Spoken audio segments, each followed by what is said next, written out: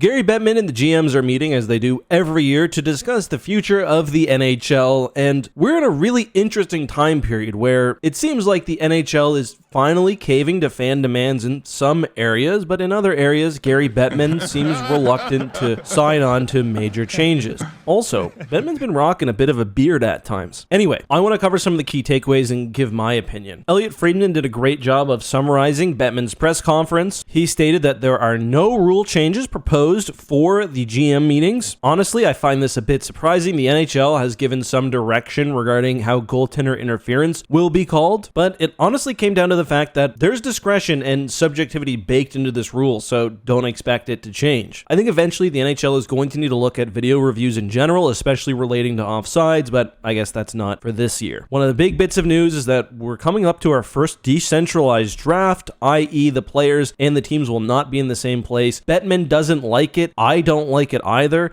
Yes, it's easier for the GMs and it's better cost-wise, but I think the draft should be a spectacle. They should get this fixed before McKenna is drafted in 2026, because that will be a spectacle. Bettman doesn't like expanding over time, which I understand. There is, more potential for injury. I think the shootout is a terrible way to end the game. I do think that's an area where rules could come in. One example, once you cross the line, you can't go back over with the puck. You can't regroup. I think that would help the flow of the game. On that note, another big point is, what do we do with the All-Star game? Obviously, the Four Nations tournament was a massive, massive success, so it'd be a shame to go back to something fans aren't interested in. It's very possible that we don't have an All-Star game next year and that the NHL tries to do something else. Next year is a bit of a weird one because we also do have the Olympics. So don't expect a best-on-best tournament, but the league is obviously trying to create something more interesting, whatever that ends up being. I do think generally management around the league may have some concern about these in-season best-on-best tournaments, given the pretty extensive injuries we saw afterwards, especially to big players like Matthew Tkachuk. But the revenue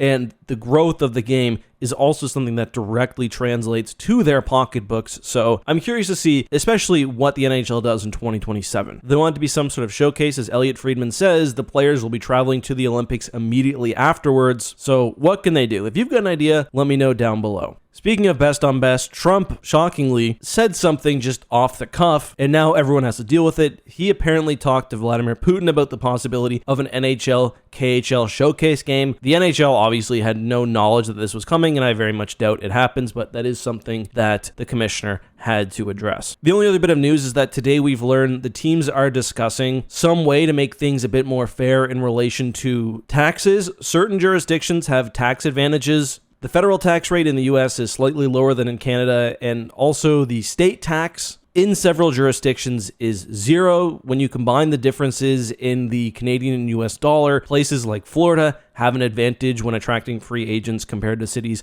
like Toronto or Winnipeg. It's not as simple as place X has lower tax rate, so your salary goes that much further, because the tax rate is also affected by how many away games you play and where. But there is an advantage right now to certain jurisdictions. There should be a way to fix that within the CBA. You adjust the salary cap, or you make a real salary cap where a player has a posted salary, but then they're paid more in real dollars. That could even fluctuate based on things like the exchange rate and tax rate and whatever else. But I don't know. Things could be tough for the NHL with Trump's nonsense and potentially a trade war, so I guess we'll see. Anyway, those are my thoughts. Let me know yours below. If you enjoyed today's video, please drop a like, and if you want more content, there's a new basketball, football, and hockey video on screen right now. I'll see you soon. Thanks for watching.